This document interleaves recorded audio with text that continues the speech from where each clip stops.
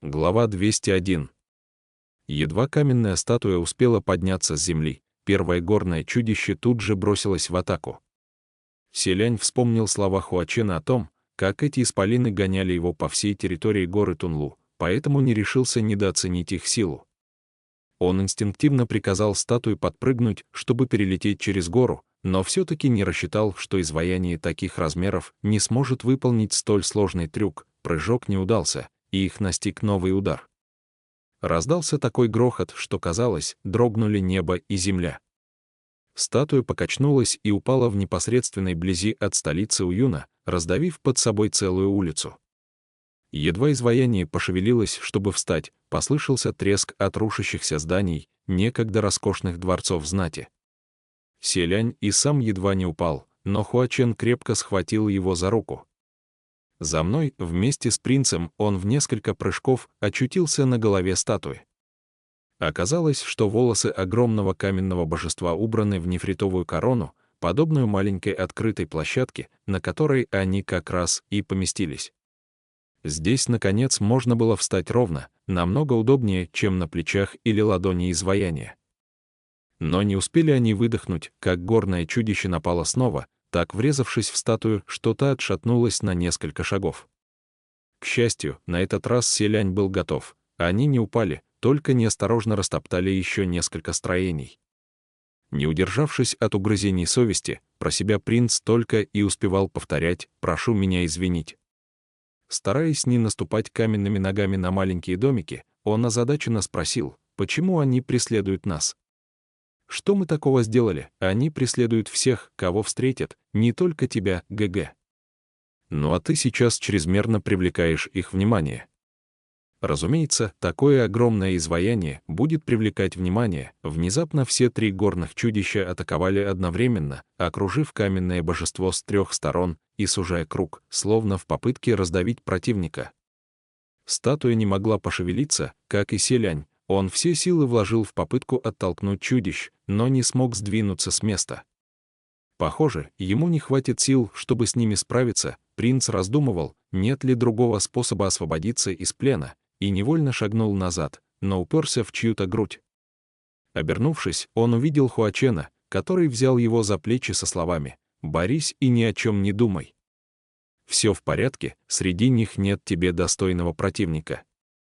Ничто на свете не сможет тебя остановить». Его грудь, словно самый надежный и крепкий тыл, придала Селяню стократной уверенности. Окружив себя чистым потоком, принц сделал усилие и, наконец, прорвался через окружение. Под грохот камней ему удалось оттолкнуть горных чудищ на целую ли. В стороны полетел песок и клубы пыли. Однако чудища, отступив, снова двинулись вперед. Селянь за несколько мгновений сложил 5 ручных печатей со словами «Не! Стойте!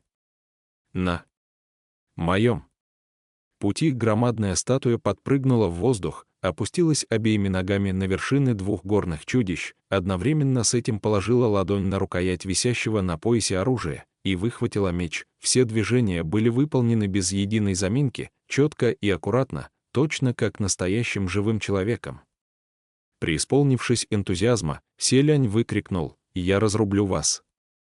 «Ой, стойте, кажется, не разрублю». Принц уже приготовился сделать зрелищный выпад и разбить гору пополам. Но стоило ему занести руку к каменной статуе для удара, он понял, что-то не так, а посмотрев вверх, и вовсе покрылся холодным потом. Исполин действительно выхватил меч, но только, почему в его руке оказалась лишь рукоять? Где же клинок? Селянь так и остолбенел, а Хуачен рядом с ним, приложив 2 пальца к колбу, виновато проговорил «ГГ. Просто забыл сказать тебе. Меч статуи я не высек целиком. Это моя ошибка». «Ну, конечно». Хуачен высекал статую прямо из стены внутри медной печи, и по его задумке меч оказался скрыт за бесчисленными складками длинных рукавов и подола одежд.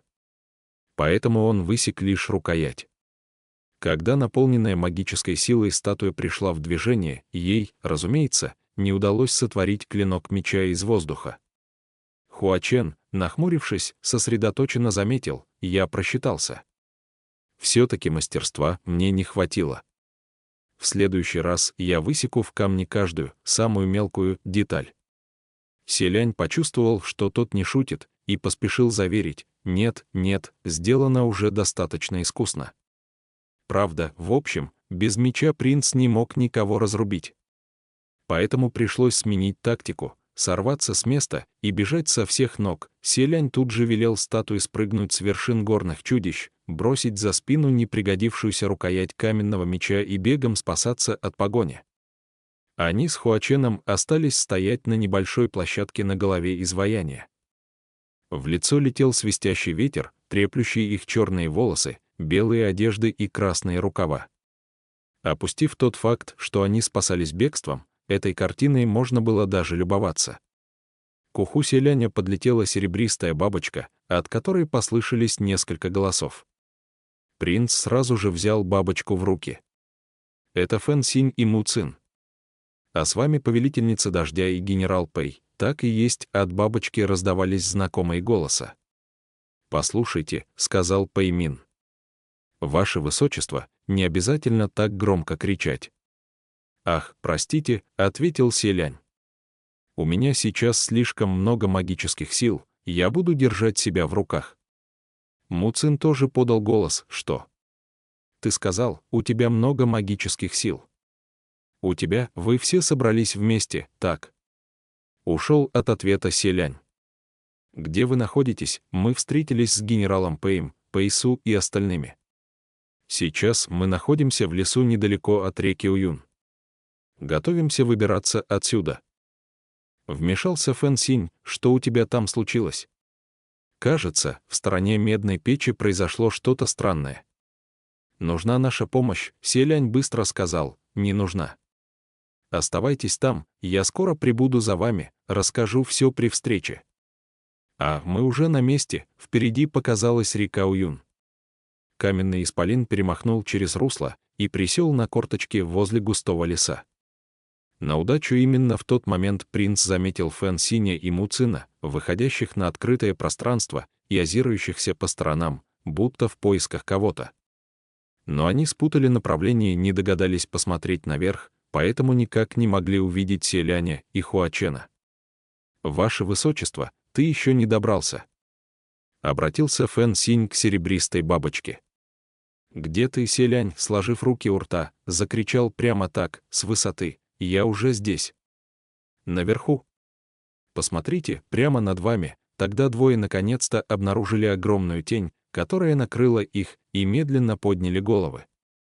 Перед ними предстал несравнимо громадный селянь, присевший возле леса и глядящий на них. На лице исполина даже играла очень селянская, доброжелательная улыбка. Поленившись даже опустить взгляд на этих двоих, Хуачен, расслабленно скрестив руки на груди, просто стоял в стороне. Принц помахал рукой, глядя вниз: «Видите? Здесь этот невероятных размеров селянь производил поистине неизгладимое впечатление и при первой встрече приковывал все внимание исключительно к себе». Му Цин, видя перед собой лишь это огромное лицо, пробормотал: «Да я никак», умом тронулся. В глазах Фэн Синя тоже стояло только лицо статуи. Он затраторил себе под нос: «Твою мать, твою мать! Да твою ж мать, что это, черт подери, такое?» «Селянь». Хуачен повел бровью, будто ему стоило очень больших трудов не прыснуть со смеху. По правде говоря, никто в самом деле никогда еще не видел такой огромной, но при этом выполненной настолько искусно божественной статуи. До сих пор самая большая статуя принадлежала Цзюньку, но и она могла по высоте дойти лишь до пояса этому изваянию наследного принца. Фэн Синь и Му Цин оказались так сильно потрясены, что селяню пришлось позвать их несколько раз, чтобы они, наконец, увидали настоящий прообраз статуи. Остальные тоже постепенно вышли из леса, и каждый при виде статуи от испуга чуть не сворачивал шею или не валился с ног.